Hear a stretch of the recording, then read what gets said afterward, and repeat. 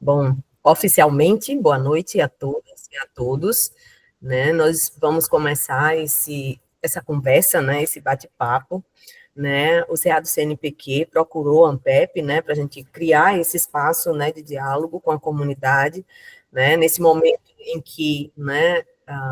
Se aproxima, né? O deadline para submissão de solicitação de bolsas de produtividade. Então, a gente tem uma atividade programada, né, para acontecer, né, levar em torno de 1h30, né, o CA vai fazer uma apresentação e depois nós vamos passar para as questões, né, qualquer coisa vai me corrigindo aí, Ana Paula. A gente vai trabalhar em blocos, né, de respostas para a coisa ficar, né, mais organizada. Acho que bloco de 3 questões, né, a gente recolhe aí do chat, ou abre o microfone, né, lógico, para vocês fazerem as questões, e a cada 3 questões, né, os membros do CA fazem os esclarecimentos. Ok? Então, a aula pode começar, que eu vou controlando o povo aqui chegando. Tá vindo mais gente. Então, boa noite, pessoal, todas e todos. Muito obrigada pela presença, obrigada na pessoa da FIFA, mas o nosso agradecimento à Ampep por abraçar esse nosso pedido nessa época do ano em que estamos todos cansados e querendo férias, né? Mas o CA achou importante conversar ainda esse ano sobre a chamada 23 de 2025, que é a Bolsa Produtividade em Pesquisa. Queria apresentar o nosso comitê de assessoramento, né, o nosso CAPS, nessa gestão 2025-2026. Então, a Analice, da URGS, o Virgílio, da UFBA, a Celina, da UFPA, o Marco Aurélio, da UFMG, e o Nelson, da UFPB, além de mim, Ana Paula, que sou da Universidade de São Francisco. O professor Virgílio ingressou no CA na segunda quinzena de outubro. Nós recebemos o comunicado de que seria ele o membro a cobrir a ausência que tivemos, né? E ele não está aqui hoje, lamentavelmente, porque ainda tem uma série de compromissos, mas ele em breve estará conosco, tá? Então, justifico também a ausência dele. Bem, nós pensamos em fazer uma apresentação bastante rapidinha, vai ser em jogral, então meus colegas aqui do CA vão falar à medida que também tiverem necessidade e que quiserem aprimorar o que eu estou aqui contando para vocês. Em relação a essa chamada, nós queremos destacar alguns pontos, especialmente alguns pontos que são novidades ou um pouco diferentes do que vinha sendo praticado no edital anterior. Então, para começar, esse edital, essa chamada, ela tem 3 linhas. A primeira linha é do desenvolvimento tecnológico e extensão, que cabe qualquer linha, quaisquer linhas vão caber projetos da psicologia, tá? Se vocês olharem a chamada na íntegra, tem lá as áreas temáticas. São 9 áreas temáticas, dentre as quais tecnologias agrárias, meio ambiente, tecnologias sociais e educacionais, tecnologias digitais, entre outras, tá? Então, se você entende que o seu projeto cabe nessa linha, e dentro de alguma área temática, é possível que você opte por essa linha para fazer sua inscrição. É importante saber que uma inscrição apenas vai ser aceita, ou na linha 1, ou na 2, ou na 3. A linha 2 é a Bolsa Produtividade em Pesquisa, então, para os pares que estão começando ou que já estão no sistema e que vão submeter uma proposta nova. E a terceira linha é a linha da Bolsa Produtividade Sênior. Para esses pesquisadores, existe um critério, e o critério para a solicitação é estar no sistema há pelo menos 20 anos, ainda que não sejam 20 anos contínuos. Isso é diferente da versão anterior, da chamada de 2024, em que havia outro critério. Então, fiquem atentos que houve uma modificação na descrição dessas linhas. O cronograma que se apresenta é este, de modo que o prazo para submissão é até dia 20 de janeiro. O CNPq escreve na chamada, o cuidado para que os pesquisadores não deixem para o último momento, com vistas a evitar qualquer problema de sistema, porque não serão aceitas chamadas, inscrições depois das 23h59 do dia 20 de janeiro. De acordo também com esse cronograma, o resultado deve ser divulgado no final do semestre, no dia 30 de junho, especialmente. Bem, como informação geral da chamada, é importante também vocês perceberem que essa chamada ela tem 3 documentos. O documento anexo 1, o anexo 2 e a chamada em si. Então, no anexo 1 constam os critérios específicos da psicologia e de todas as demais áreas. No anexo 2, constam as áreas temáticas da bolsa da linha 1, que é o desenvolvimento tecnológico.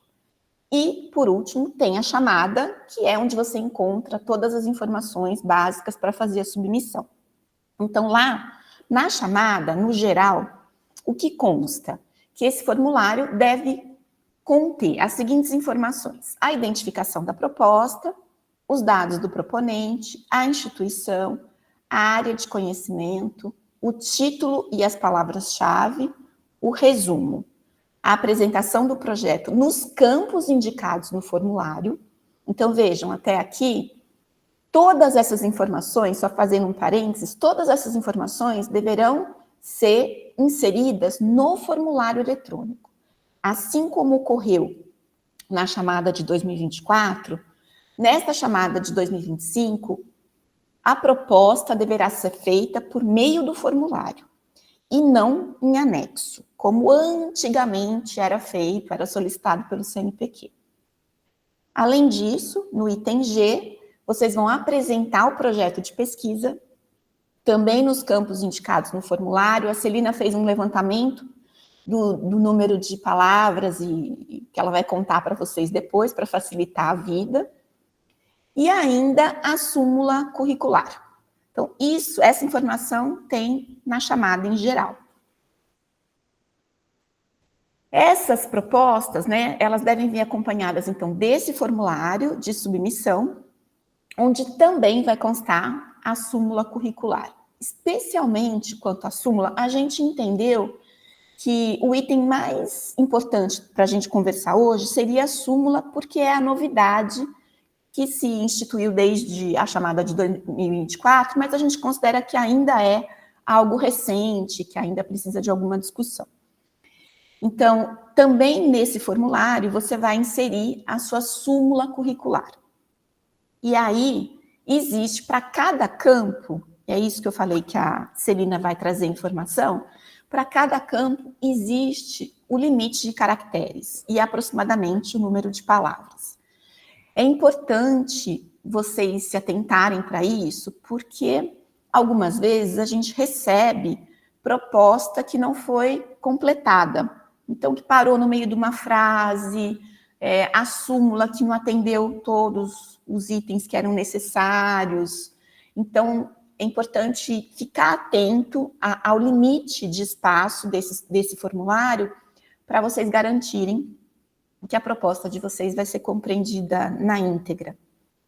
Bem, isso eu estou falando ainda da chamada geral, né? Depois a gente vai contar um pouco do que o CA, Psicologia, pensou sobre a súmula. Então, nessa súmula, o proponente vai destacar até 5 realizações acadêmicas.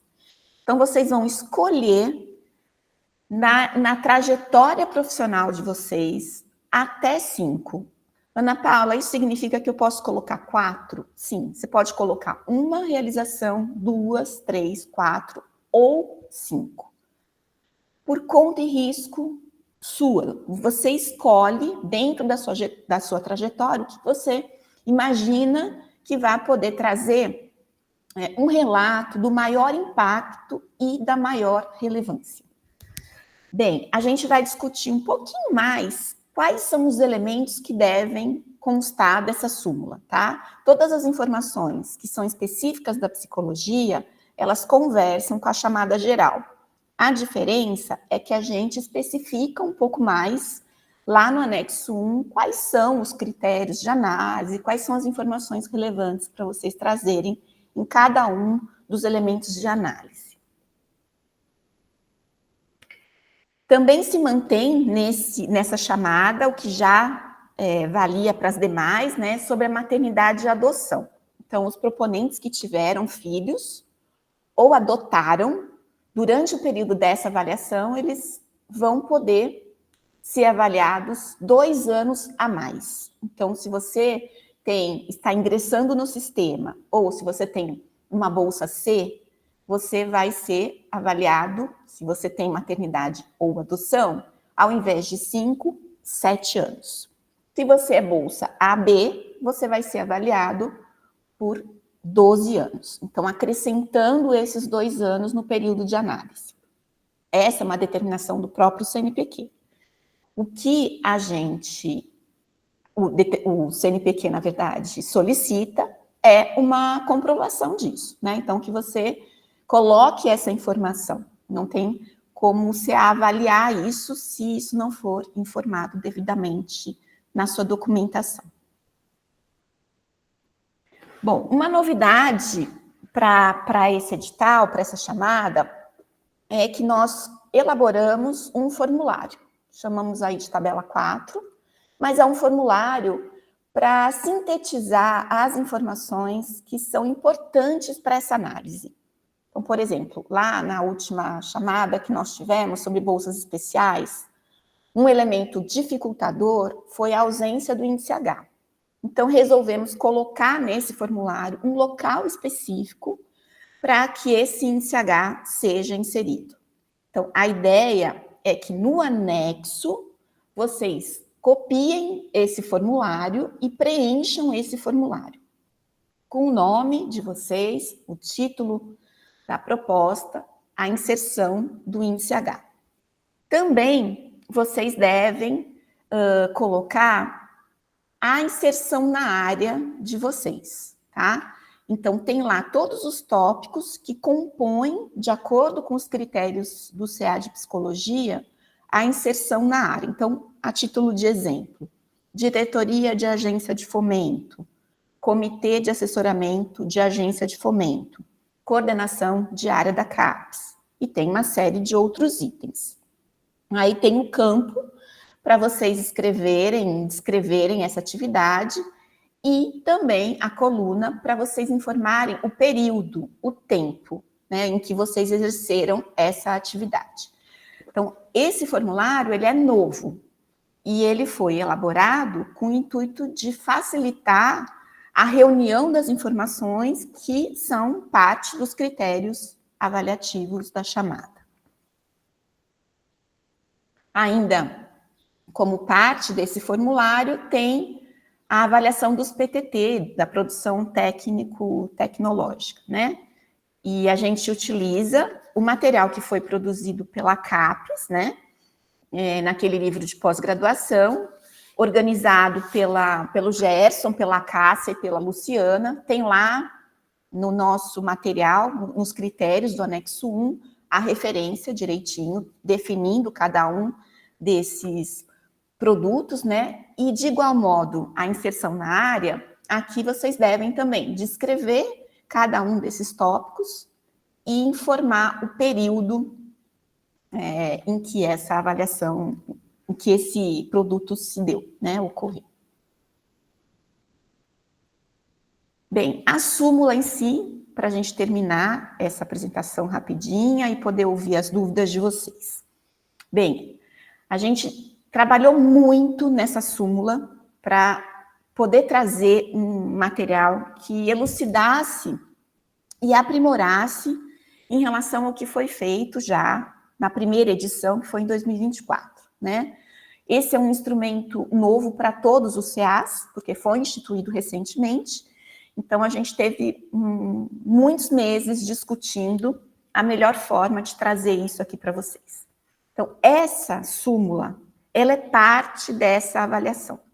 Então, eu queria primeiro contar para vocês um pouco quais são as partes, só rapidamente, para vocês entenderem quais são as partes desse processo de avaliação. Então, a primeira parte é o mérito técnico-científico do projeto de pesquisa de vocês. Isso é feito via parecer ad hoc, tá? Então, os pareceristas vão nos dar informação sobre a avaliação dessa proposta de vocês. O que é considerado nessa proposta? A relevância científica, a consistência da fundamentação teórica, o planejamento metodológico e a coerência entre os objetivos, as metas, o cronograma e a própria execuibilidade do projeto. Tá? São esses os elementos para se avaliar o projeto. O projeto tem que ter nota mínima 7. Além disso, o que mais é avaliado? A inserção na área. E aí, como a gente já apresentou, é com base naquele formulário que vocês vão descrever qual é a inserção de vocês na psicologia. Em seguida, a produção técnico-científica. Essa produção técnico-científica, ela é composta por 4 pontos, tá? 4 elementos de análise. A produção acadêmica, que é produção de artigos, capítulos e livros. A produção técnico-tecnológica, que são os PTTs, que está lá naquele formulário que eu acabei de apresentar. A avaliação do impacto da produção de vocês, que é o índice H. E, por último, a avaliação qualitativa dessa trajetória, que é a súmula curricular. Tá? Isso tudo compõe a produção técnico-científica. E por Tem último, também a formação, né, Ana Paula? Por último, é o elemento da formação, tá? Que são as orientações de mestrado e doutorado, e nós incluímos também nessa análise a orientação de iniciação científica. O destaque é isso, né, Ana? Sim, sim. O destaque que a gente quer dar é para a súmula, que então é parte da produção técnico-científica. Então, aqui é a oportunidade de vocês trazerem, na perspectiva de vocês, a trajetória das realizações acadêmicas de vocês, em que vocês avaliam que tem maior impacto e que tem maior relevância. Então, essa súmula, ela é organizada em 2 partes. Nessa primeira parte, vocês vão fazer um breve relato dessa trajetória profissional, destacando os elementos que vocês consideram que são relevantes para que a gente possa compreender o impacto da produção de vocês, da trajetória de vocês, tá? Então, é bem importante. No exercício de 2024, algumas súmulas não tinham essa descrição, esse breve relato da trajetória. Isso dificultou muito compreender o impacto do trabalho, né, da trajetória do pesquisador. Então, é importante que vocês garantam esse breve relato. Por que a gente está chamando de breve relato? Porque tem pouco espaço, né, gente? É sempre assim, então tem que cuidar aí do espaço disponível no formulário. Além dessa, então, a primeira parte é esse breve relato, e a segunda parte é a escolha das produções, das realizações. E como eu disse anteriormente, vocês podem escolher de 1 até 5. Ah, Ana Paula, mas se eu escolher uma, eu vou ser prejudicado? Não, se você conseguir, nessa uma, trazer o impacto dessa realização para o conhecimento, para a formação e para a sociedade, se você garante isso, ok, não precisa colocar 5, tá? Algumas pessoas vão preferir colocar 5, também não tem problema nenhum, fica super a critério de vocês. O que vocês têm que garantir é que vocês vão trazer nessa descrição de 1 até 5 realizações esse impacto para a produção do conhecimento, para a formação acadêmica e para a sociedade. Nós pensamos em alguns parâmetros, né, pensando até em alguns exemplos para discutir com vocês sobre cada um desses impactos. Então, a gente chamou de parâmetros para avaliação dos impactos no conhecimento. Então, em relação às publicações, por exemplo, Número e contextualização das citações, se vocês quiserem mencionar a revista, ou a dinâmica temporal, ou, no caso de livros, o número de edições. Então, um livro que foi muito importante na área, né, que vocês organizaram, ou que vocês são autor principal, ou, enfim, fiquem à vontade para decidir, mas trazer essa contextualização em termos da contribuição disso, do impacto disso para o conhecimento. Um outro exemplo, em relação à pesquisa. Essa pesquisa, ela envolveu cooperação nacional e ou internacional. Ela recebeu um financiamento nacional e ou internacional.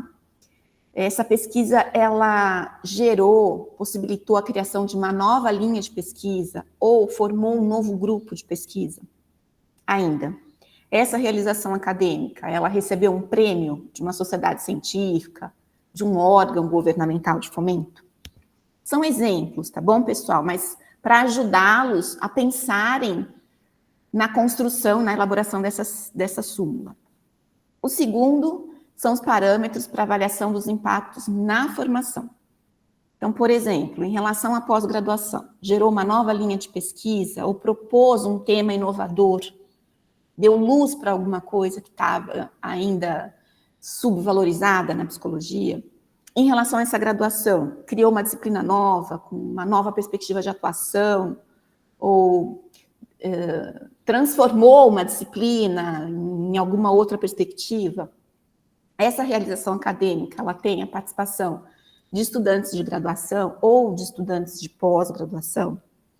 Ela contribuiu para o desenvolvimento de trabalhos de conclusão de curso, como as dissertações e as teses. Ela é referência em alguma disciplina de graduação ou de pós-graduação, de concurso público, enfim. E, por último, os parâmetros para o impacto na sociedade, né? Então, essa realização, ela teve incidência, ou ela é referência em políticas públicas, sejam políticas municipais, estaduais, nacionais. Recebeu algum prêmio de uma sociedade civil, ou de órgão público, ou governamental. Teve aplicação em serviços de saúde, ou serviços de educação, por exemplo. Você tem manuais, você tem protocolos, você tem ferramentas, ou dispositivos clínicos, pedagógicos, assistenciais.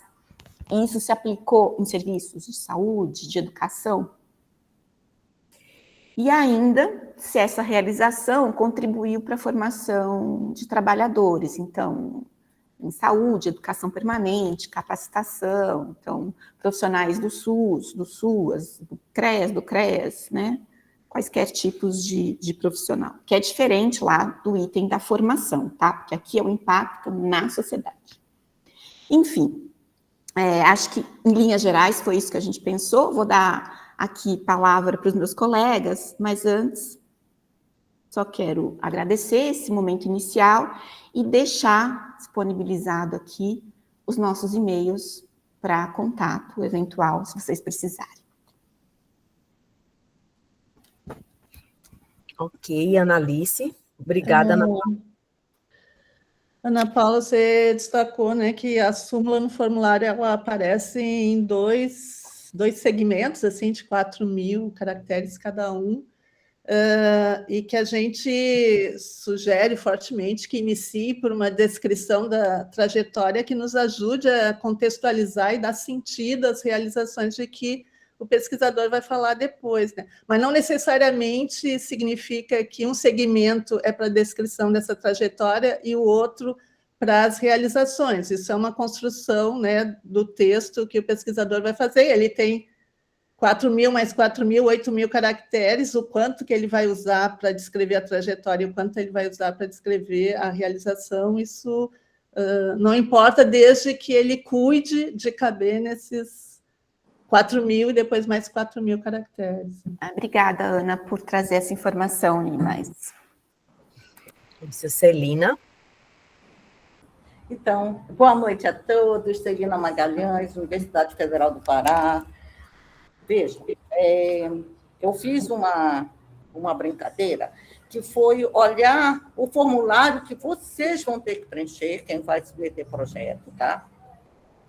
E aí, abrir o formulário para lembrar, porque já faz um tempo que eu não submeti, então, tem aqui, quando vocês abrem o formulário, como sempre, vocês vão ter que escolher a área que o projeto, a área de conhecimento dentro, psicologia ou psicologia social, se for o caso, essa é a que eu escolho quando eu vou escrever meus projetos, e aí vem aquela cabeça que a Ana salientou para vocês, que é identificação da instituição, onde será desenvolvido o projeto, o título do projeto em português, o título em inglês, e logo vem anexo.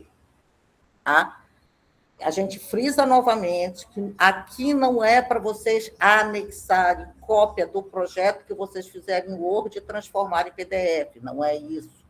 Os anexos aqui vocês podem usar, como a Ana já salientou, figuras, gráficos, ou fazer Eu vi que o formulário ele não tem aonde vocês incluírem um cronograma nem as referências. Vocês podem colocar isso no anexo, para além daquele anexo que a Ana já mostrou para vocês na apresentação. E aí começa o resumo, vejam só, vocês vão ter 2.000 caracteres para fazer um resumo. Então, um resumo de 2.000 caracteres não é um resumo simples, é tipo um resumo expandido. É um resumo que dá para você localizar o seu leitor, no caso, nós, que depois vamos ter que avaliar contextualmente, com um pouco de como é que está a área nisso, quais são os estudos, qual é o seu objetivo. Trazer neste resumo, a gente enfatiza que, como tu tem 2.000 caracteres aí, então seria muito interessante que você trouxesse nesse resumo toda aquela introdução, o método que tu vai coletar, como tu vai coletar os teus principais objetivos, tá? As metas.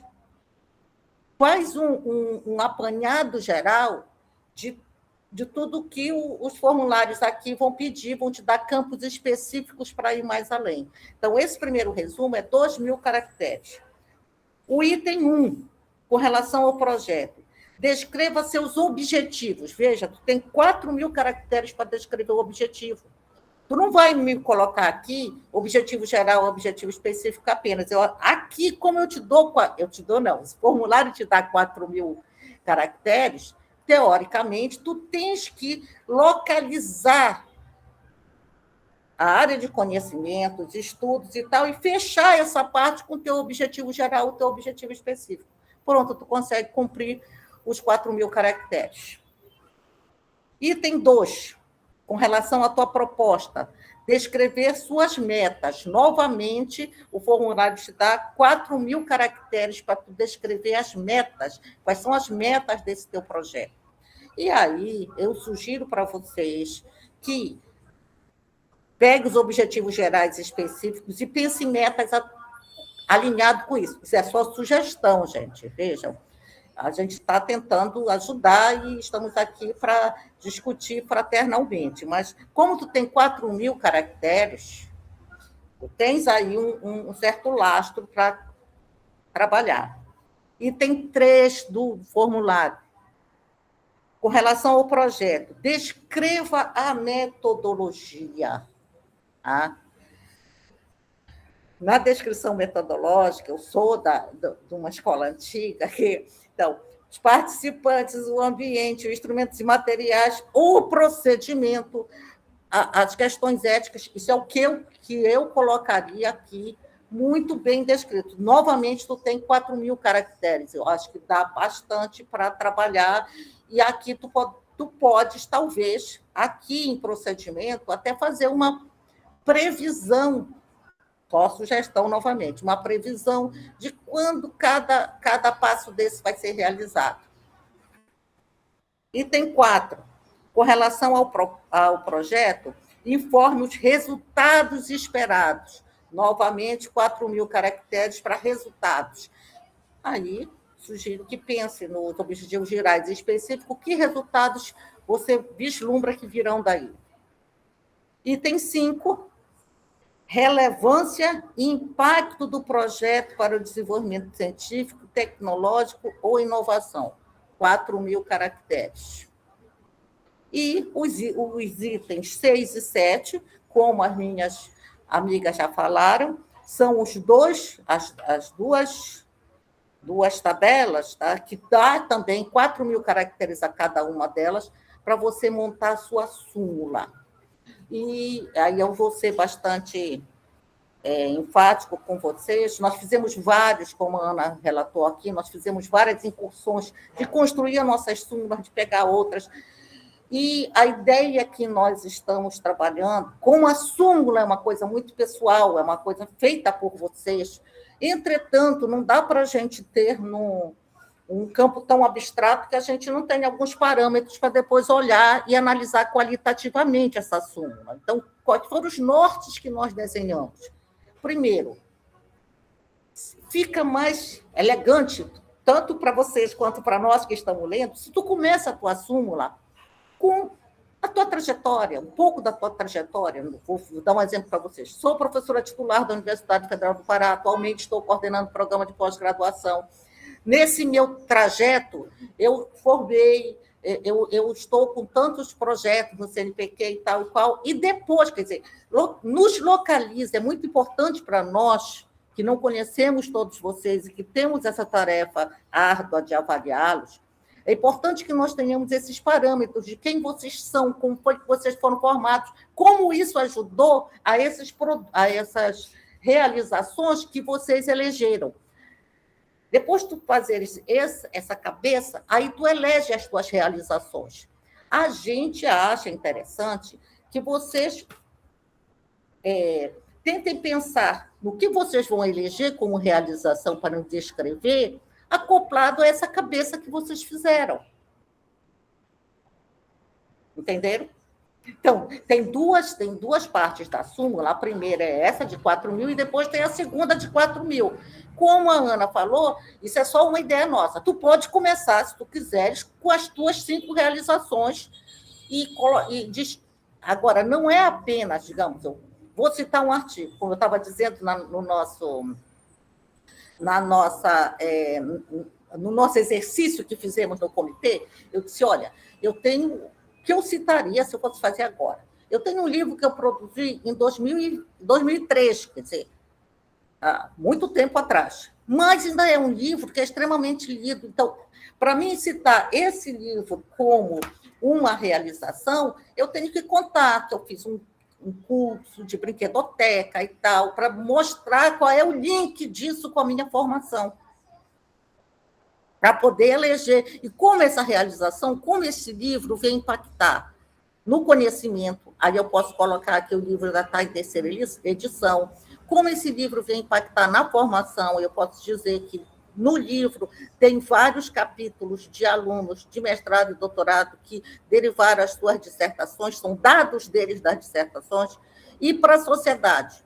Eu não pensei na sociedade, mas eu posso trazer só essas 2 relevâncias nesse tipo de realização. Tá? Gente, é isso por agora.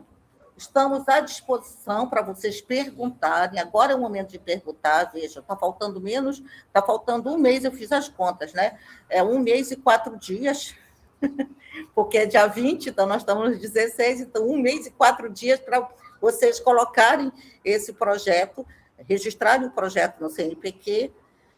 Então, estamos aqui disponíveis para conversar fraternalmente com vocês. É isso. Mas antes das perguntas, a gente tem uma lista já de inscritos aqui, né, na ordem: Marco, Ana Paula, Analice, Nelson e Patrícia. Tá? Marco? Oi, boa noite para todo mundo. Eu só queria reforçar que seja feita cuidadosamente a leitura do anexo 1 na página 228, que são os critérios específicos do CA, principalmente por 2 motivos. As atividades de inserção do pesquisador na área e a produção de análise técnica têm um peso grande na avaliação de um edital de PQ. E lá no anexo 1, a partir das 228, vocês encontrarão 2 tabelas com a descrição das atividades de inserção na área que são computadas. Então, isso é importante porque permite que cada pesquisador ressalte no seu currículo Lattes as atividades que são computadas, obviamente, e os PTTs que são considerados descritos. Por último, tenham em mente que o CA recebe o currículo Lattes de todas as pessoas congelados na data final de submissão. Portanto, o que a gente olha é Lattes congelado. Às vezes a pessoa fala, mas está no meu Lattes tal coisa, mas tinha que estar no Lattes congelado no dia tal, que é o dia último de submissão. Então, tenham em mente que é fundamental a atualização pormenorizada com essas informações do currículo Lattes. Tá bom? Obrigado e não sei quem é a próxima, Analice. Ana Paula. O meu é rapidinho, porque eu já falei muito. É só para lembrar também que apenas um anexo poderá ser inserido, tá? Então, você tem que reunir todas as informações neste anexo e que tem um limite de capacidade também, não sei se é assim que fala, gente, tecnicamente, mas que é 2 megabytes. Sim. Então, se tiver muita figura, se tiver muitas informações, pode ser que não carregue o seu arquivo depois no site, lá na página do CNPq. Só queria fazer essa lembrança também.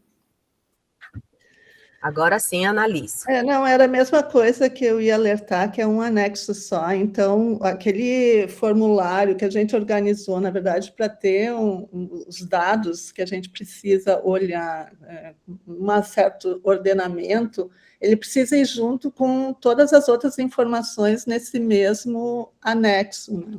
Só isso. Ok, Nelson. Era para destacar com relação aos aspectos temporais, né, da proposta. Quando a gente fala em produção, né, técnica, científica, o prazo são 5 anos para PQC, né, e 10 anos para PQ A e B. Na súmula, né, está subentendido, são realizações acadêmicas, mas vocês têm que pensar ao longo da vida inteira, então não tem essa questão do aspecto temporal. É só para artigo, capítulo, produto técnico, né, mas as realizações são da vida inteira. E atentar para o limite de 10 produtos técnicos, né, não inserir a partir disso, senão o CA pode ter algum problema, né, e vai ter que pegar os 10 primeiros e desconsiderar os outros. Então, né, não inserir mais produtos, porque, né, a gente não faria esse trabalho de julgamento comparativo para escolher o melhor, né, a gente teria que pegar aleatoriamente ou pegar os 10 primeiros apresentados. E, né, por último, o índice H, né, vocês apresentarem concretamente qual que é o índice H, né, pode ser colocado o link, mas não só pôr o link, né, falar o índice H no Google Scholar, né, 18, 10, etc. Né, não colocar só o link e colocar nesse anexo do formulário online, né. Se tiver no currículo Lattes, né, não vai ser considerado, porque o anexo 1 deixa bem claro que tem que estar nesse documento anexado. Ok, Nelson. Patrícia? Boa noite, gente. Satisfação estar aqui com vocês. Eu sou professora em Vitória da Conquista, da UFBA. Eu tenho um questionamento relacionado à minha submissão no ano passado. Eu recebi, né, 2 pareceres ad hoc, e um deles houve um questionamento por que não foi anexado o projeto. E essa orientação de não anexação do projeto, ela já vinha no edital anterior, né? E eu fiquei muito chateada, recorri, né? E, obviamente, não fui contemplada, né? Eu acho que eu era prioridade 70 lá na lista. Enfim, né? Eu só queria entender, assim, qual que é o alinhamento, né, que existe entre os pareceristas, porque isso é muito constrangedor, né? A gente tem toda uma orientação, eu participei da reunião da ANPEP no ano passado, toda a orientação de súmula, toda a orientação de não anexar projeto, e aí quando chega o parecer e a gente vê um negócio desse, é muito frustrante, né? Mesmo que eu não fosse contemplada, essa foi uma questão que para mim soou muito estranho e que eu fiquei, poxa, né? Eu fiz tudo certo e tenho que ouvir um negócio desse. Então, assim, queria, né, que o comitê tivesse bastante cuidado com essa orientação e reforçasse esses critérios para os pareceristas, até para a gente não ser surpreendido com questões que já foram discutidas e são óbvias, né? Então, Meu ponto é exatamente esse. Agradeço de vocês terem reforçado essa ideia que é só um anexo e o formulário, junto com outras coisas, tem que ir tudo juntinho. Então, é basicamente isso. Obrigada. Obrigada, Patrícia. Bernadette?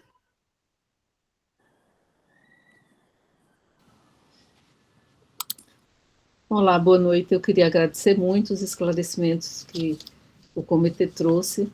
Eu tinha duas questões que Nelson comentou. A primeira era em relação à súmula, né? Porque quando você fala, você vai descrever o que você conseguiu, né, ao longo da sua carreira, eu estava preocupada justamente com o tempo, porque a minha carreira é longa, então, como é que eu ia...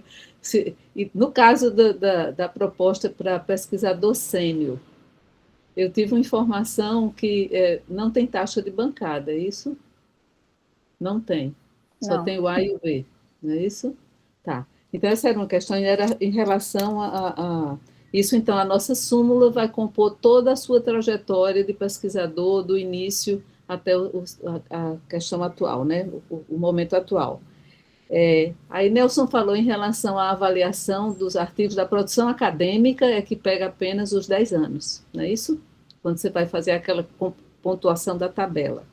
Vocês sugeriram que no anexo nós colocássemos as tabelas, como estão. A gente coloca só os itens que a gente compõe a tabela ou deixa os itens em branco da tabela como um todo? Tá? Essa era uma pergunta. Se coloca a tabela inteira com os espaços vazios e só complementam o que a gente tem, ou bota só o que a gente tem. E uma outra questão era dos links. Meu nome, ele é muito... Tem várias citações com meu nome, até de uma orientadora, de uma supervisora do meu pós-doc, tem minhas referências que saem com o sobrenome dela. Então, é Cordeiro de Souza, é Souza de Dido, né? Então, aí o Google Scholar, ele conta diferente no link do OCID, do Google, como o Nelson falou também. Aí eu coloco todos os links, é isso? Eu posso, o meu índice H, por exemplo, ele varia dependendo do indicador que eu busco, né? Aí eu não sei, assim, se eu coloco 3, por exemplo, no OCID, no Google Scholar e no outro para ver essa, porque vai estar um pouco incoerente, né? E daí, enfim, se eu coloco os 3. Basicamente, eu acho que era isso, né? E só uma questão final, é que, assim, o meu projeto, na verdade, ele é composto por 2 subprojetos, que é uma abordagem teórica e uma abordagem de aplicação clínica. Então, eu pensei, eu tenho 2 protocolos, 2 resultados, obviamente eles são interligados. Então, eu queria saber de vocês, se é melhor eu apresentá-los, assim, os subprojetos, e ir compondo na metodologia, integrando os 2 o tempo inteiro, né? Quando for possível, né? Porque às vezes a metodologia é diferente nos 2, um é um ensaio clínico, o outro é um ensaio de laboratório. E aí, se eu vou apresentando os 2 subprojetos e compondo, né, por exemplo, os objetivos vão estar os 2 juntos, a justificativa compõe com os 2 juntos, mas em alguns momentos eles vão ter os seus espaços separados do ponto de vista, por exemplo, da metodologia e das metas, enfim. Era isso, obrigada, acho que eu perguntei demais. Ok. Gente, vocês querem responder? A gente não tem 3 pessoas, Sim, mas a gente já tem um bloco de várias questões. Eu acho que já tem pode outra pessoa responder. inscrita. Pronto. Mari, aguarda só um pouquinho, então. Posso responder, Celina, que você quer falar? Pode falar. Eu queria falar bem rapidinho para a Bernadette. Bernadette, olha só. Perfeito, tá? Eu acho que como vocês têm no resumo da proposta, tu tens o limite de 2.000, então tu falas nesse resumo que a proposta ela agrega 2 projetos, e aí tu vai desenvolvendo. Eu acho que está muito... Da forma como você falou, eu acho que está perfeito, mas você precisa explicitar isso para nós, tá? E outra coisa, isso é muito importante a gente frisar aqui. Vejam, gente, produtividade em pesquisa, tá? Então, se você se equivocasse, colocasse só a segunda parte, que a gente pode entender como aplicação, a gente ficaria sem fazer essa cabeça, que vai ter uma parte teórica de levantamento da literatura, e depois vem a outra parte. A gente entende isso, qual é a sua questão de pesquisa. Então, enfatizar aqui que os projetos eles têm que ter a questão de pesquisa, mesmo que depois tu derive daí um projeto mais de aplicação, mas tu vai fazer uma parte de pesquisa, tu vai responder uma questão que tu te fizeste, colocaste para nós. Então, que isso fique claro, porque senão a gente vai ter dificuldade e aí pode criar algum desconforto. Tá? Era isso. E tá, eu passo para a Ana para responder, se quiser complementar e responder a Patrícia. Tá bom, Celina, obrigada. A Patrícia, a Daniele, eu vi que ela também comentou a mesma coisa que a Patrícia. Patrícia, esse é um problema que o CA enfrenta, e eu vou contar para você por quê. Porque nem sempre os nossos pares, que fazem os pareceres ad hoc, leem a chamada e se inteiram, né? Ficam por dentro dos critérios. E isso é muito chato, né? Porque, de fato, a gente viu isso na chamada do ano passado, das pessoas questionando o anexo, sendo que o anexo não era permitido, né? Enquanto a avaliação do CA, a gente garante que isso não contou contra você, tá? Isso não aconteceu. Então, a gente tem que não levar em consideração determinados argumentos. Nesse caso, até por falta de intimidade com o próprio edital. A gente lamenta que isso tenha acontecido com você, pelo que a Daniele falou, não foi só com você, pode ter acontecido com outras pessoas, né? Mas eu vou dizer para você que não é exceção, que isso tenha ocorrido, né? E é uma responsabilização nossa, dos próprios pares, que vão fazer aqueles pareceres sem terem a leitura, como a Celina falou, né? Do que deve ser avaliado e de como deve ser avaliado. Então, fica aqui esse pedido para todo mundo, enquanto avaliador, né? Do colega aqui, preste atenção no que a chamada pede. Inclusive, Ana, talvez seja bom aproveitar o tema, né, para esclarecer que os processos são enviados para pareceristas pela área técnica do CNPq. Nós não temos contato com isso, nenhum. Então, o que nós recebemos já é o projeto avaliado. Então, é alguma coisa que a gente não tem o mínimo controle para quem que esses projetos são de fato enviados. Óbvio que a gente sempre tem um certo diálogo de dar orientações, que sejam pessoas da mesma área, da linha de pesquisa, coisas do tipo. Mas a gente não tem nenhuma incidência sobre o envio das propostas para os pareceristas. Eu queria seguir. Pode ir, Ana. Depois eu só vou fazer uma observação. Inclusive, nessa última chamada, a gente escreveu nos pareceres quando a gente não levou em consideração alguma coisa. Vou te dar um exemplo. Um parecerista que penalizou o pesquisador por ele não ter submetido o projeto ao comitê de ética. Isso não é um critério de avaliação. Então, a gente reforçou isso no parecer para o pesquisador ficar tranquilo de que ele não foi penalizado por isso. Desculpa. Então, eu queria trazer isso, né? Que, na verdade, o CA ele se apoia nos pareceres ad hoc, né? E é muito bom quando um parecer ad hoc ele é consistente, ele é muito bem feito, ele nos ajuda muito na avaliação, mas nem sempre a gente recebe um parecer ad hoc assim, com a qualidade que a gente gostaria. Então, nesses casos, a gente precisa olhar e fazer, né, a crítica do parecer ad hoc e fazer essa separação, assim, né, do que é pertinente e do que não é pertinente naquela avaliação que aquele parecerista faz, né? E acho que um outro elemento, né, que muitas vezes os recursos chamam atenção para isso, né, em relação à produção, né? O parecer ad hoc, ele tá ali, ele avalia também, né, a produção do proponente e faz uma consideração elogiosa a isso, mas, na verdade, o CA, na hora de avaliar, ele vai fazer, com exceção daquilo que vai estar na súmula, ele vai fazer uma avaliação quantitativa a partir dos elementos que o próprio CNPq nos repassa em relação à produção bibliográfica desse proponente. Então, às vezes, é discrepante com aquilo que está no parecer, a nota que o proponente vai receber em relação à produção, mas na verdade, por essa diferença, a gente está guiado, né, está pautado por uma avaliação ali quantitativa, enquanto que o parecer vai estar dizendo outra coisa. Ok, vou falar. A gente está com a Faltou Mari. só responder a desculpa. Maria, a Bernadette, só a dúvida do índice H.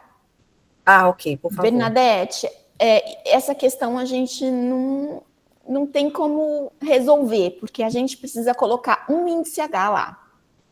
Minha sugestão é que você opte por trazer o mais alto, que vai te favorecer, né? Porque não é a soma dos índices H, a gente pega o índice H e é aquele que a gente considera. Ok, obrigada. Bom, está inscritas a Mari, a Carla, e temos uma pergunta no chat, depois o Nelson. A Analice já respondeu ao chat. Então, Mari. Boa noite. Vocês estão me ouvindo bem? Ok. Então, eu estou com uma dúvida, porque eu tinha pensado a princípio, né, em submeter a uma bolsa DT. Então, assim, eu tenho um pouco de dúvida, né, assim, porque eu acho que a proposta que eu tenho é de caráter extensionista. E aí, assim, essa bolsa DT, ela também tem aquela questão da entrada, de ser alguém iniciante, enfim, ou não. Eu queria saber a diferença, assim, qual seria a diferença básica, vamos dizer assim, para submeter uma proposta nessa modalidade de bolsa. E também queria saber se ela tem as mesmas, enfim, se também tem bancada, se não tem, enfim, esse tipo de coisa. E só para tirar dúvida mesmo, porque eu sei que vocês já falaram, mas acho que eu me perdi, no anexo, então, é para a gente inserir os dados da tabela 4 da página 240, é isso? Tá. Então, era essa a minha pergunta. Obrigada. Ok, Carla. Olá, boa noite. Queria agradecer o CA e a Anteco pela live bastante esclarecedora. A minha dúvida é em relação à nota do projeto. Eu queria saber se a nota ela é dada pelos pareceristas ou se essa nota ela é uma atribuição do CA, do CNPq. Obrigada. Já formou um bloquinho, tem o Nelson inscrito. Já vai entrar respondendo, Nelson? Sua mão está levantada. Posso responder? Sim. Pegar a questão que a Bernadette levantou quando você tem mais de um subprojeto, né? E o campo é bem pequeno para descrição. Então, nesse caso, pode colocar estudo 1 e estudo 2 e separar ali pelos objetivos, né? No limite. Seria uma forma de organizar.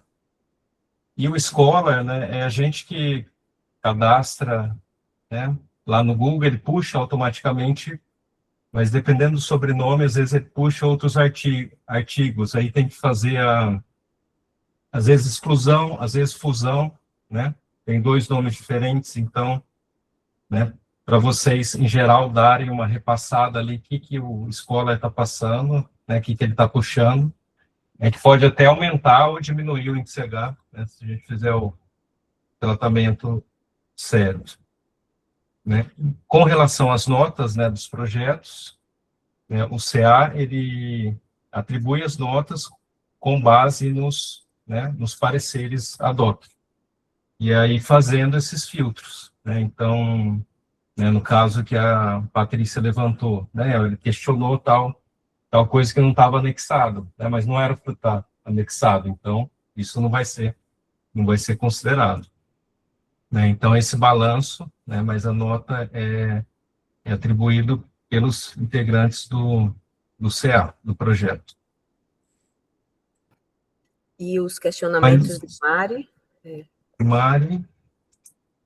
Que são relacionados da Bolsa DT, né? A Bolsa DT é o anexo 2, aí são outras regras.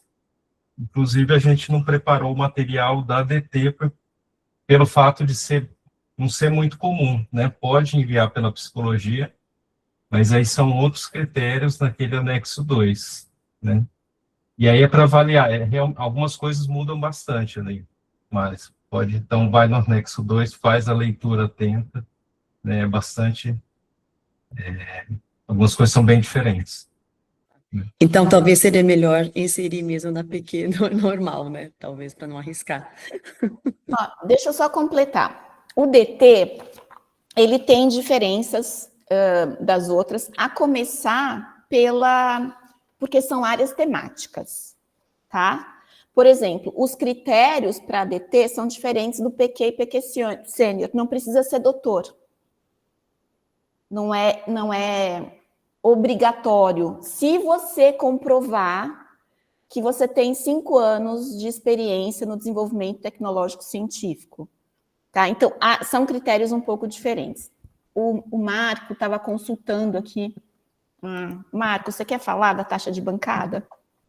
Não, a informação é que tem taxa de bancada, DT. Ela parece que ela tem uma variação, tá? Mary, agora eu não sei te dizer o valor exato, porque como a gente não tem demanda quase de DT, a gente não se deteve nas DTs muito, né? Agora, a gente não teve demanda, né? Não teve demanda. Quase, acho que não teve demanda. Olha, desde que eu sou mais velha, né? Eu nunca peguei uma DT. Agora, você colocou uma coisa, Mary, que você tem razão. Quer dizer, se ela aceita não ter título de doutor, se você comprovar o reconhecimento de atividades de desenvolvimento tecnológico e extensão inovadora, o CNPq validar, tá? Então, não é só você comprovar. O CNPq tem que validar a sua comprovação. Tá bom? Não, mas o meu problema nem é não ser doutora. Eu estava pensando que, como é a primeira vez que eu vou submeter o projeto, se valeria a pena ou não, é isso. Tá bom, mas obrigada, entendi. Agora, tem lá, no final do edital, tem os dados para entrar em contato com a área técnica, que eles podem te passar essa coisa de valor exato, que são eles que mexem com essa parte, de fato. Eu achei no edital responder ali, aquele atendimento, sabe? O e-mail, atendimento@cnpq. Desculpa, Nelson. Vale, só para complementar, são equivalentes, os valores são equivalentes. Eu colei no chat até, mas vem do site do CNPq para DT. PQ e DT, 1.500 mais 1.560 de bancada, né, se for A, então ele segue o mesmo padrão. Surgiu um questionamento aqui no chat do Daniel Goulart. Agradeço pela conversa esclarecedora e várias orientações. Estou em trânsito e por isso somente consigo escrever no engarrafamento. Gostaria de saber qual é o peso de uma bolsa, porque já é existente na atual avaliação. Eu não entendi a pergunta. Oi, desculpa. Posso Oi, falar? Pode. Perdão. Não, é de uma bolsa em pesquisa atual, ou seja, uma bolsa vigente. Qual é o peso que isso tem na avaliação, tendo em vista o novo processo, entendeu? É isso. Saúdo a todas e todos e desculpe aí a má forma, porque realmente, né, correria da vida. Daniel, o PQ não é porque, o PQ é produtividade em pesquisa, por isso. Se eu entendi sua pergunta, ela é muito importante, porque só podem solicitar quem não tem ou cuja vigência da sua bolsa não vai ultrapassar 2026. Isso, certo? Nesse caso, ela é vigente até 2026. Mas acho que a pergunta dele é se isso pontua na avaliação. Não, pontua. Não pontua, mas... Não diretamente, mas na súmula pode constar como um elemento da trajetória. Não pontua, viu, Daniel?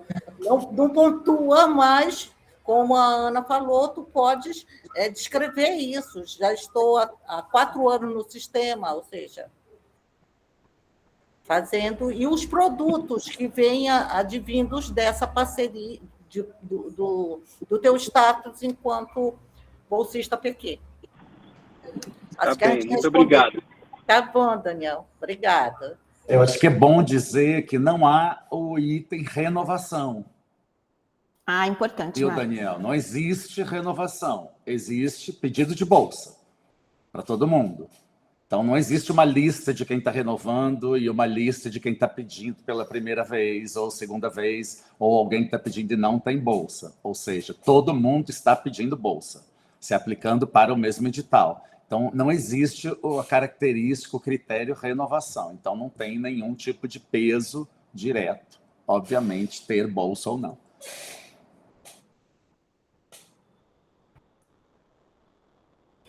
Ok, mais alguma pergunta?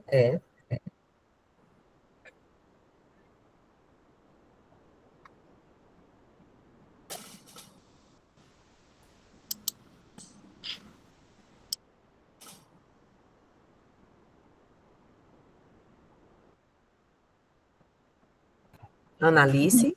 Não, deixa para Maria primeiro, depois eu posso. Não, era só para complementar a questão daquela tabela que vocês construíram, que eu comentei, se eu coloco a tabela inteira, ou se eu coloco só os itens dos quais eu tenho uma produção. Eu acho que ali, Bernardo, só para analista na frente. Mas, por exemplo, se tem 10, 12 itens na tabela, mas se tiver 2, 3 itens, né, eu acredito que possa fazer, só colocar aqueles itens necessários, não precisa deixar os outros em branco, né? Pode ser adaptado ali de acordo com o documento, né, desde que contém as informações. Acho que a gente quis ser o mais didático possível, assim, para orientar o preenchimento, né? Mas, de fato, não precisa aparecer em branco as coisas. E eu queria só apontar uma questão assim, que eu fiquei em dúvida, e aí até vou pedir para meus colegas para elucidar também, porque na fala do Nelson sobre sobre a inserção na área, não, sobre os produtos tecnológicos, o Nelson tinha falado de que orientado a apresentar só até 10 produtos. E eu estou em dúvida se a gente tem trabalhado com isso. Eu acho que a gente tinha uma pontuação até 10, mas não tinha uma orientação de apresentar só 10, né? Agora, eu queria ver com meus colegas, estou pedindo mais também uma orientação aqui. Na página 231, fala isso, eu posso... Né, a produção tecnológica, né, será calculada a partir da somatória dos produtos informados pelo proponente no limite de 10 PPTs. Ok, tá. O texto dá a entender isso, né? Não. Né? 231, no 2.1. No final. 2.1 ou 2.2? 2.2, né? 2.2. Emerson, onde está você? Então, mas o entendimento é assim, são 10, porque na tabela tem 10, mas não significa que você não possa colocar vários do item A, vários do item B, né? Exato. Entendeu? São 10, porque lá na tabela tem 10, são 10 tipos. Vou até pegar aqui para falar para vocês direitinho.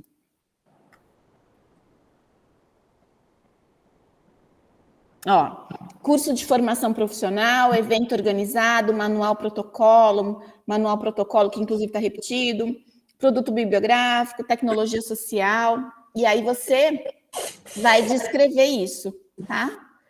E nessa soma, são 10 que estão listados, mas pode ser que, por exemplo, você tenha mais de um protocolo. Tudo bem? Material instrucional, eu posso citar trecho. Exato. Né? Aí depende do que vocês vão escolher para preencher aquela tabela. Pode colocar trecho de uma categoria, mais 2 de outra, e depois aí vai depender do que vocês tiverem no currículo. Emerson está inscrito e já temos uma pergunta no chat. Boa noite, pessoal. Obrigado, Fívia. Eu acho que quando a Analice fez a pergunta, eu já estava com ela engatilhada aqui, e eu tinha entendido, então, que diferente do ano passado, que não tinha essa trava de 10, agora passou a ter 10. E daí eu queria entender por que isso aconteceu.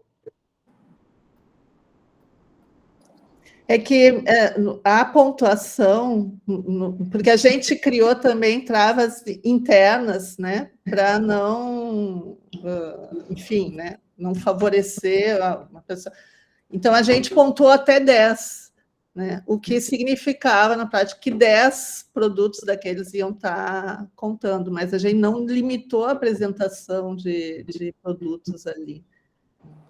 E agora eu estou entendendo, e até pela leitura que o Nelson fez do anexo, que ele pode dar a entender isso, né? Que a colocação é de até 10 produtos.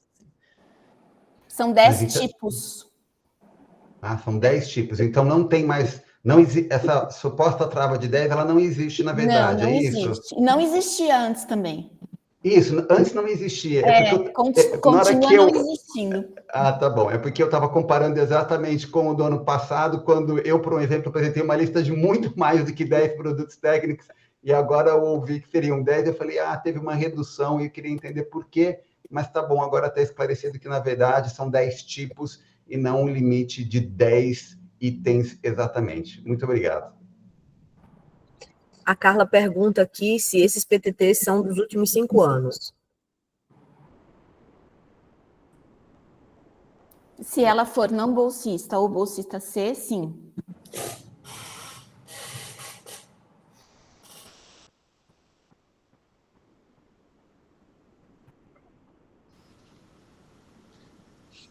Para a Bolsa Sênior, para a Bolsa A e B são 10 anos, é isso? E para a Bolsa Sênior também 10 anos? 10 anos. Isso? Obrigada. 10 anos A e B e 5 anos a produção do sem bolsa ou nível C. E a Sênior também? Não, sênior são 10, né, gente? Vamos 10. conferir. É isso que eu estou perguntando, se são 10 também. Não, eu estou conferindo aqui com a minha equipe. Com meus pares. Espera aí, Maria.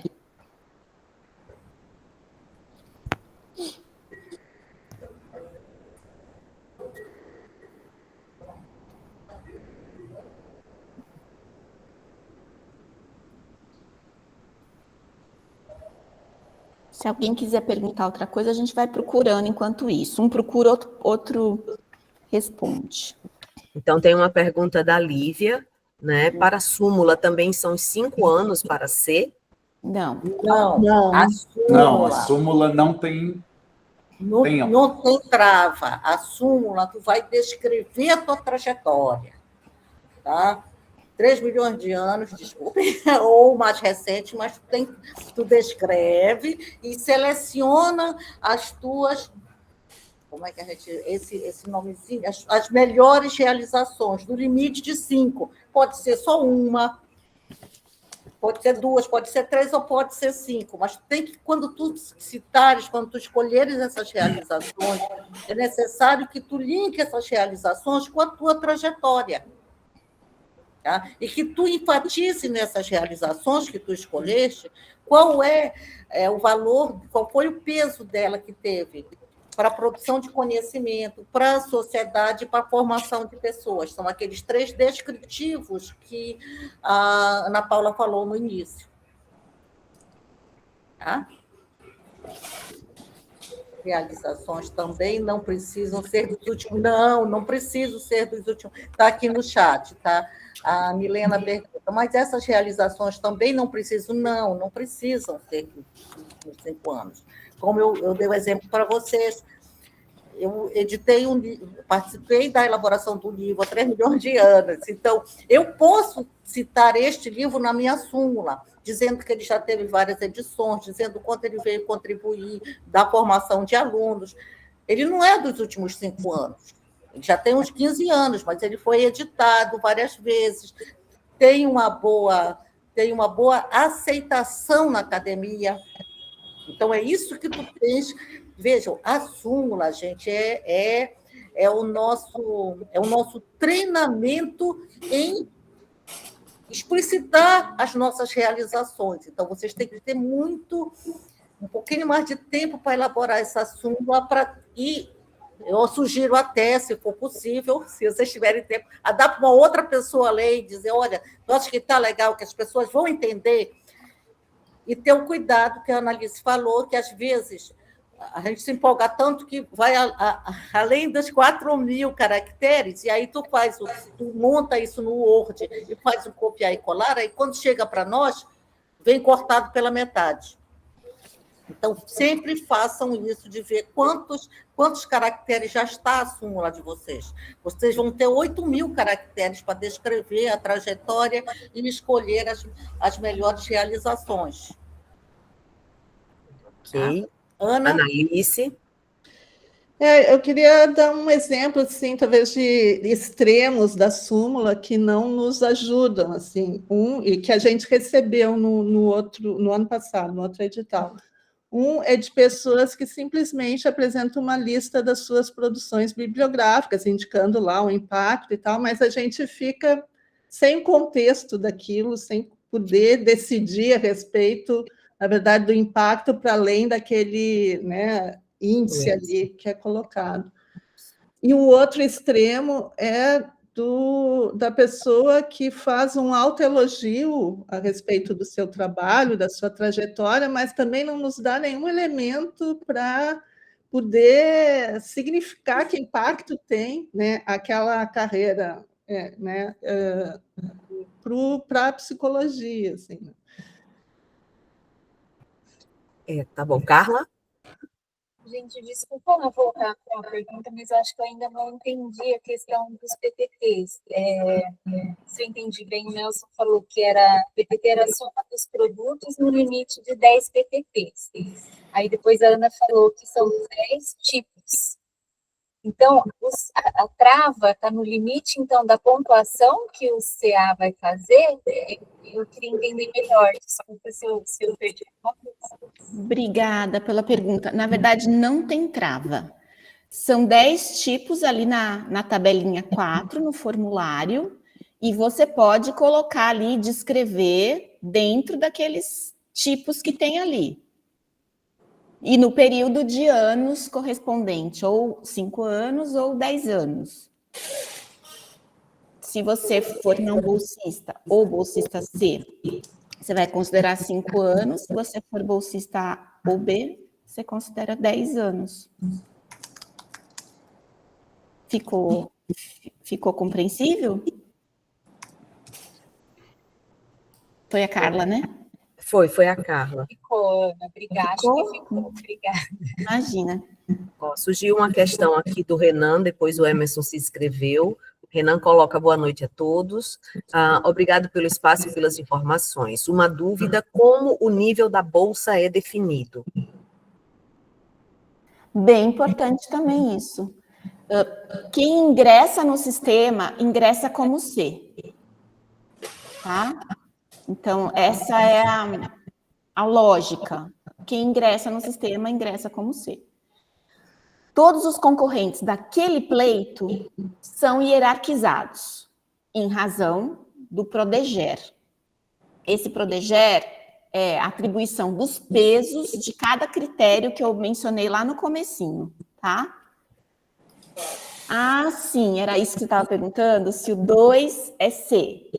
O 2 é C, tá? E aí, por aquela hierarquização, é atribuído o nível dessa bolsa, né? Se é A, B, C.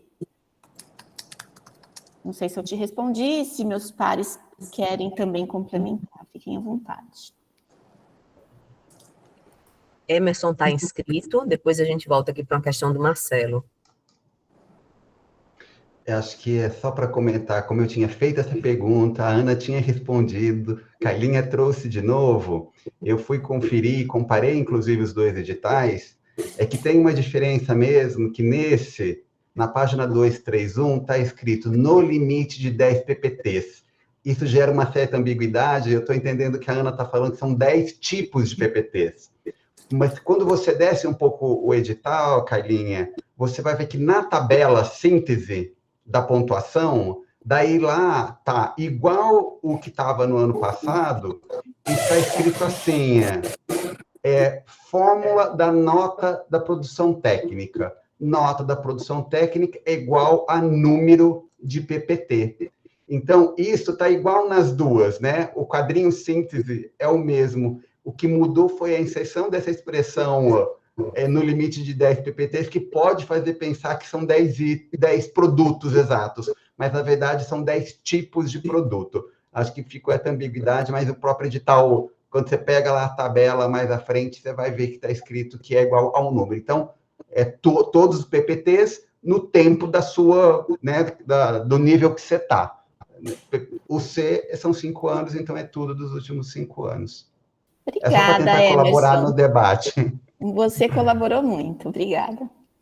Marcelo coloca, né, desculpe se já responderam a questão, mas sou atualmente um D nos níveis anteriores, e agora sou B no nível atual, é isto? Pergunto por conta do período da produção a ser considerada. Já respondi lá no chat para ele. Ah, tá. Gabriela tem uma pergunta do chat também.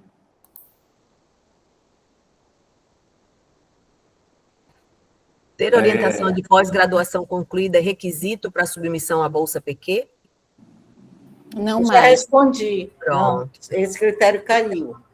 Caiu.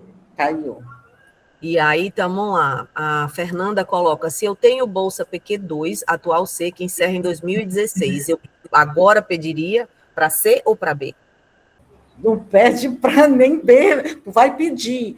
Conforme tu for classificado pelos critérios que estão publicizados a vocês, tu podes alcançar o B, o B, o A, tá? Todo mundo concorre e vai ser classificado. Isso é importante. Você vai fazer a aplicação no edital para a solicitação da Bolsa.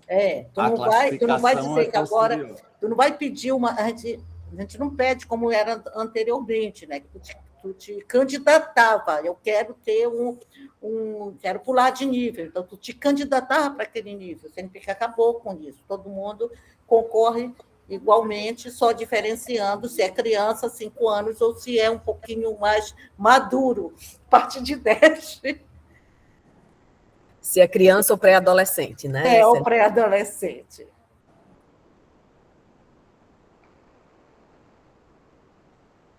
Acho que eu não perdi nada no chat, não, né, gente? Tem mais alguma questão? Não, no chat acho que não tem mais, não, Fívia. Obrigada, Mar. É só para, então, retomar as questões que foram mais perguntadas. 10 tipos de PTT, né? Não significa que vocês só podem colocar 10 coisas ali, né? Os limites dos espaços, do formulário e do próprio anexo. Cuidem disso, porque em vários documentos a gente viu textos cortados. Isso dificulta muito a compreensão do que o pesquisador quer informar. E a outra pergunta, que eu acho que vale a pena realçar, é que é um anexo. E que esse formulário, essa tabela 4 que a gente colocou, foi para ajudar na organização, mas não significa, não cercear a forma de vocês colocarem. Então, vocês fiquem à vontade, vocês têm toda a oportunidade aí de colocar. É que a gente pensou para facilitar mesmo. Eu acho que isso é importante falar, que essa tabela nasceu para ajudar a informação que muitas vezes não é colocada e a gente não tem como avaliar. O índice H é um bom exemplo. Muita gente faz recurso falando, não, mas meu índice H é alto e tal. Só que se ele não estava informado, a gente não tem como contabilizar. Então, essa tabela é para a gente não esquecer de colocar o índice H, por exemplo.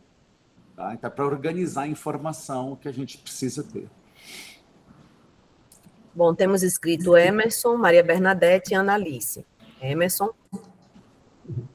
Estou aqui, apesar de ser da diretoria da Ampep, está apoiando, estou aqui meio no lugar de participante, fazendo as perguntas também, porque esse é um eterno aprendizado dentro da comunidade da psicologia. A minha pergunta e tem a ver com essa coisa do nível, né, que a gente pede, o que a gente não pede. Eu sou atualmente um PQ-C, então eu sempre coloco minhas produções dos 5 anos, né, e esse é o destaque. Minha pergunta que a gente pega lá a distribuição de bolsas, a maior parte dos bolsistas são C, né? É apenas uma pequena parte que consegue ir além disto. Minha pergunta é, na prática, como é que faz essa contagem? Porque se você está no C e você apresenta, então, os seus dados dos últimos 5 anos. Se você está no B, você apresenta dos últimos 10 anos. E daí, alguém do C, para passar para B, ele tem que ter uma pontuação maior, só que o do B teve um maior tempo de produção. Então, eu não entendo como que a gente compara exatamente alguém que tem 10 anos de produção com alguém que tem 5 anos de produção. Eu posso estar equivocado como que é esse pensamento, eu não entendo direito e gostaria de saber um pouquinho como é que isso funciona exatamente. Ok. Bernadette, quer fazer logo a pergunta para fechar o bloco? Sim. Não, a pergunta era justamente, eu tenho que, vou ler tudo, obviamente, mas a tabela que vocês construíram, ela é justamente para esses 10 anos, no caso de ser A ou B, ou ela é da vida inteira? Não, porque assim, por exemplo, eu fui pró-reitora há 15 anos atrás. Então, eu não vou entendi. botar que eu fui pró-reitora. Não, ela é do tempo da bolsa que você está pedindo. E até vou explicar o do Emerson, essa dúvida do Emerson. Emerson, você é bolsista B, tá? Você é bolsista B. Isso significa que você vai ser avaliado nos seus 10 anos, tá? É desejável, né, que um bolsista B tenha mais elementos para contar do que um bolsista C, ok? Mas existem as métricas. Então, deixa eu te contar. Dentro dos elementos avaliados, que são a produção, a formação, o projeto, a inserção, tem os pesos. Então, vamos supor, a produção, ela é 45, tá? Então, no final, a produção que é composta por aqueles 4 elementos que eu falei, que é a produção acadêmica, a técnico-tecnológica, o impacto da produção, que é o índice H, e a qualitativa, que é a súmula, isso tudo é multiplicado por 45. E é somado com a formação, que é multiplicado por 20. Se você é um bolsista B, significa, desejavelmente, que você está mais tempo nesse papel. Então, você já orientou mais mestrandos e doutorandos, tá? Então, essa sua pontuação vai ser multiplicada por 20. O projeto que vale lá de 1 a 10, né? De 0 a 10, vai ser multiplicado por 20. E a sua inserção na área vai ser multiplicado por 15. Isso tudo vai dar a sua nota de Prodeger, tá? A gente hierarquiza esses Prodeger. Põe de quem tem mais para quem tem menos. E aí vai atribuindo a bolsa de acordo com isso. Não sei se eu expliquei para você, se era essa a sua dúvida, pode ir. Ana, só mais uma... A gente vai classificar em cima desses critérios que a Ana falou, mas a gente não vai dizer, Emerson vai passar agora para B. Quem faz isso é o setor técnico do CNPq, quando a gente manda o ranqueamento, né, Ana? A passagem de nível ou a manutenção, o que a gente entrega para o CNPq, o resultado, é o relatório com todos os pedidos e o ranqueamento que os proponentes tiveram. E o CNPq vai designar se vai continuar no mesmo nível ou se vai passar para o nível maior. É isso, Ana? Está sem microfone, Ana. É que eu vi a Analice com a mão levantada. Ana, você quer responder? Não, eu já tinha me inscrito antes, mas pode responder. Pode seguir.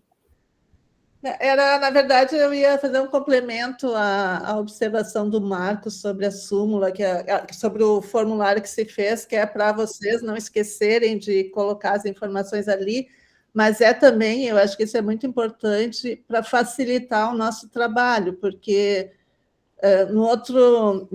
na outra chamada, assim, por exemplo, índice H, tinha pessoas que botavam no cabeçalho do anexo, outras botavam na súmula, outros botavam no final do anexo, e a gente saía procurando, quando tinha que pontual o índice H, a gente tinha que sair procurando em vários lugares e corria o risco, às vezes, de passar batido, não conseguir enxergar, né? Então, é também para lembrar vocês do que precisa colocar, das informações que a gente precisa, mas é também para facilitar o nosso trabalho de avaliação desses elementos. Antes de eu responder a Celina, a pergunta do Emerson. O Emerson está inscrito. Quer completar a sua dúvida? E eu já respondo de uma vez só? Isso, Ana, obrigado. Ana, desculpa, eu não entendi direito não a resposta. Vou dar um exemplo aqui, né? Vou pegar assim só produção bibliográfica, artigo. Por um exemplo, eu sou um pesquisador C e faz de conta que eu publico um artigo A1 por ano. Então, nos últimos 5 anos, eu publiquei 5 artigos A1. Um pesquisador B, ele tem o mesmo tipo de performance que o meu. Então, ele também publica um artigo A1 por ano. Só que, como o dele está contando 10 anos, ou seja, na hora de avaliar, ele vai ter 10 e eu vou ter 5. Como é que faz essa comparação? Entende o que eu quero dizer? Ou seja, para alguém que está C conseguir ter a pontuação de B e subir, ele tem que, na prática, a produção dele tem que ser quase que o dobro. Entendeu o que eu quero dizer? Porque Entendi. ele tem que fazer 10 para estar igual quem Entendi é B. perfeitamente e te dou razão, tá? Então, assim, só completando a informação da Celina, e retomando a questão da nota da hierarquização. Então, de fato, é com base nesses quesitos que eu te falei, então, a produção, a formação, o projeto, a inserção, que você tem uma nota global do pesquisador, que a gente chama isso, o CNPq chama isso de PRODEGER, tá? Então, isso é hierarquizado desde quem ficou em primeiro, quem ficou em último, e isso vai depender do pleito. Vamos considerar o último pleito, que foram 280 propostas, tá? Válidas, tá bom? Você tem razão, Emerson.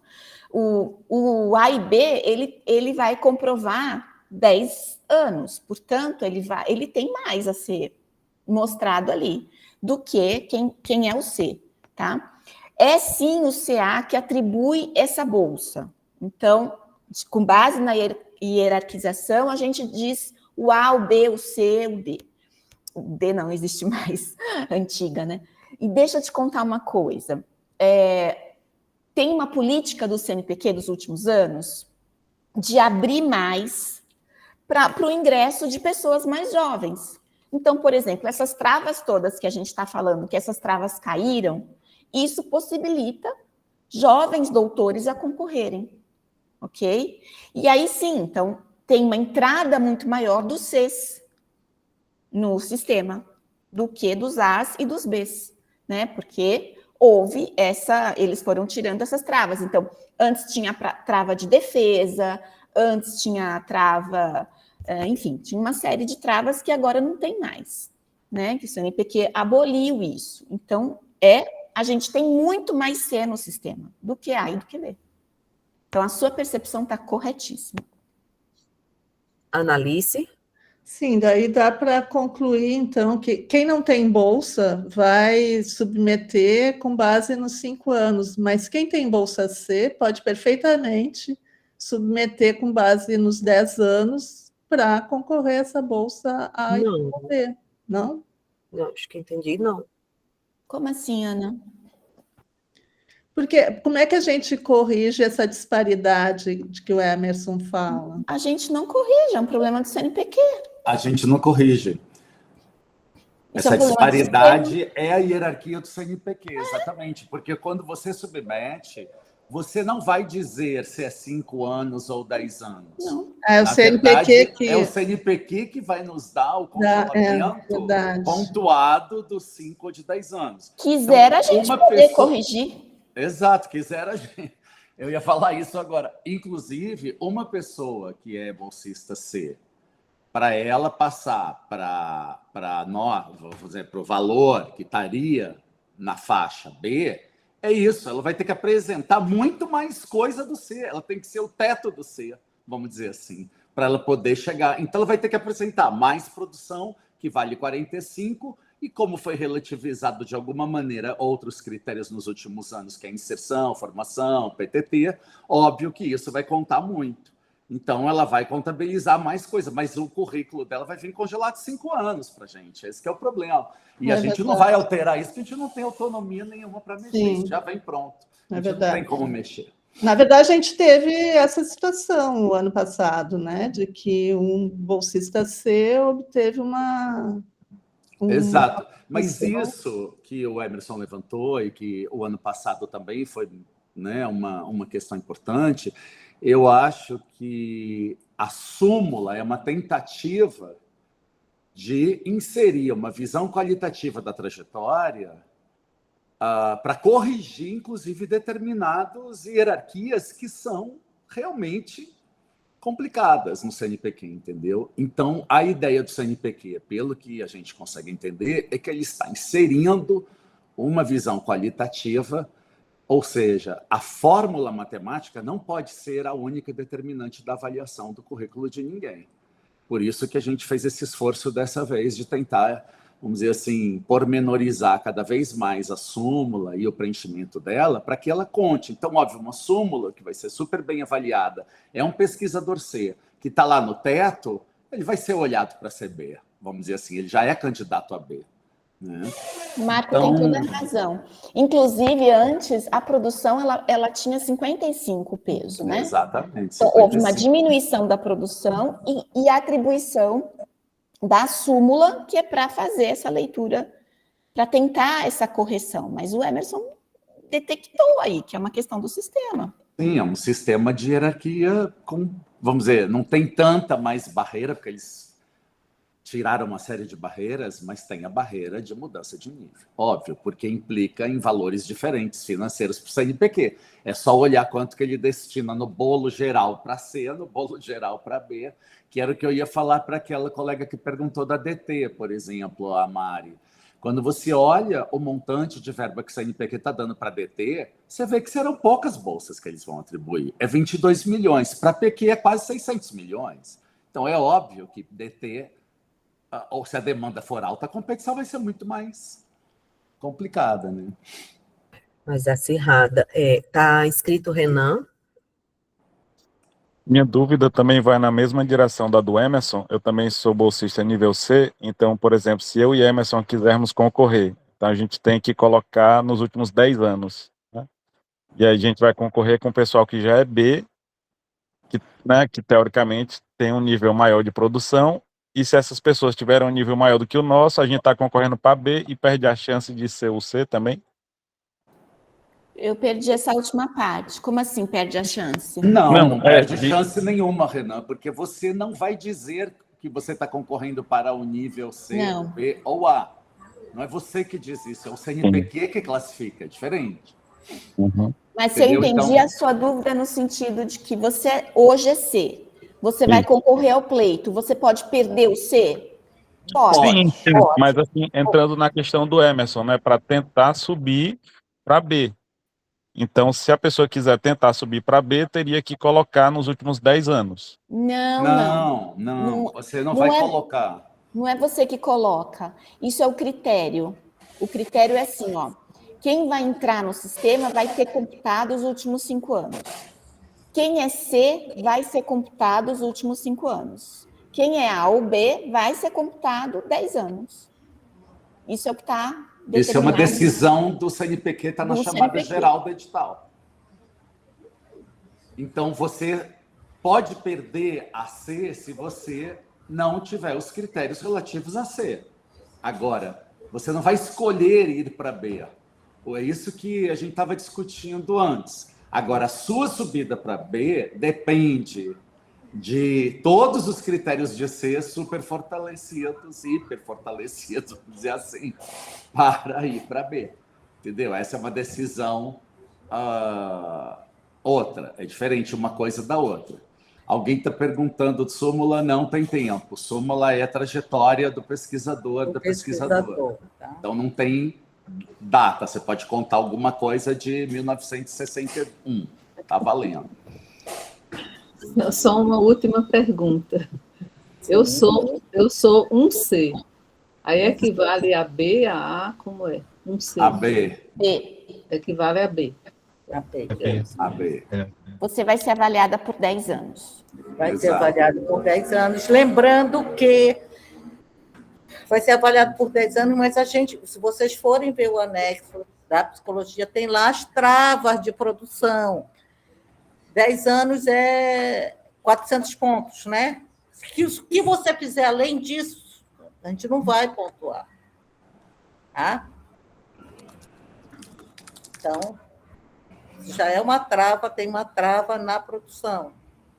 Então, você vai ter que tentar tirar 10 na súmula, tentar fazer ter número de orientandos defendidos maior para poder satisfazer. Ter um projeto, a nota do projeto ficar 9, aí você consegue manter o B. A Celina tocou num ponto importante, que o CA estabeleceu algumas tentativas de diminuir um pouco esse produtivismo desenfreado. Então, estabeleceu um limite para capítulos de livro, para organização de livros. Isso tudo está lá no anexo 1, bem descrito, né?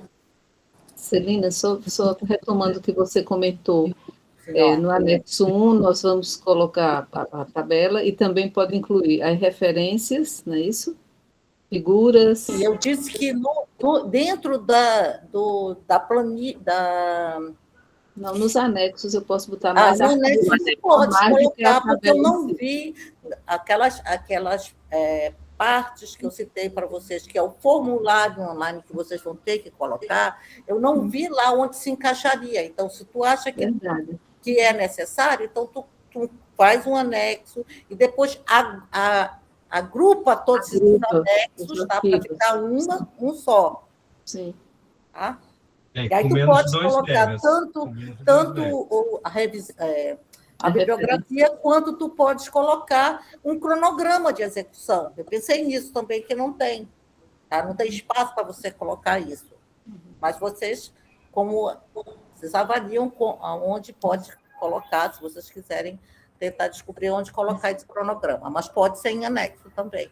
Num anexo único, tá? Junta vários arquivos, manda agrupar. A Lucila Cardoso tem uma pergunta no chat. Caso seja C-top, pode ser que você vire B, e aí no próximo play... Não, desculpe interromper, Marcos. Não é pergunta, não. É que eu estava explicando para os dois colegas que estavam perguntando essa passagem de C para B. Era só para dizer que, olha, caso você seja um C, que você seja muito bom, pode ser que neste ano o CNPq te mande para B, e aí no próximo ano só que você se preocupa com os 10 anos, mas hoje tem que seguir o critério que você está colocando. Então, eu só estava colocando com o comentário dos colegas, tá bom? Desculpa. Tá bom, não, tudo bem. Obrigada. Agora, fica nítido que você não coloca o tempo, tá? Quando você submete, é o CNPq que vai colocar o tempo, não é você. O Renan, você ainda é aquela mãozinha daquela rodada ou já é outra dúvida? Eu esqueci de baixar a mão. Obrigado pelos esclarecimentos. Valeu. Acho que alguém ia falar e eu interrompi, desculpa. Não, era eu. Também, porque eu vi o Renan com a mão levantada, mas vi também que o tempo nós já nos excedemos aqui, então queria saber se tem mais perguntas, Vivian. Não, aqui no chat não tem mais perguntas, nem tem mais ninguém de mãozinha levantada. Acho que a gente colegas, poderíamos Deixa eu só dar um geral. Então, nós tivemos, no máximo da audiência, 54 presentes, foi o que eu consegui. 55, Celina, também. Olha, 55, tá? E agora nós estamos com 42, eu acho que foi bem frutífera a live. Obrigada. Em nome da Ampep, a gente só tem a agradecer ao CA, né, por essa disponibilidade, né, reforçar neste momento do ano, né, de fazer esse encontro, né. São muitos detalhes, às vezes as interpretações elas ficam delicadas, né? Às vezes a coisa não está exatamente escrita de forma tão explícita, e compartilhando as dúvidas eu acho que a gente esclarece muito mais. Então, muitíssimo obrigada a todos os presentes. Muitas pessoas caíram, né? Tá tendo, enfim, problema de chuva, vendaval, tá oscilando para algumas pessoas. Então, a gente imagina que vai ser um produto que vai ser muito acessado no YouTube, né? Talvez, eventualmente, vocês recebam alguns e-mails mais à frente, tá certo? Então, agradecer a todos, né? A gente que agradece a Ampep, a todos que estiveram presentes, muito obrigada por essa oportunidade, e a gente está realmente à disposição dos pesquisadores. Acho que é importante dizer que mandem e-mail, se comuniquem com o CA. Eu acho que, inclusive, a sociedade científica se comuniquem com o CA. Isso é muito importante. E não tem problema de ser o e-mail pessoal que vocês botaram na apresentação, né? Não, a gente disponibilizou para ele mesmo. Tá bom, beleza, então. Gente, então, muito boa noite e a gente se vê numa próxima oportunidade. Boa noite. Obrigada, viu? Tchau. Obrigada. Muito obrigada, pessoal. Obrigada mesmo.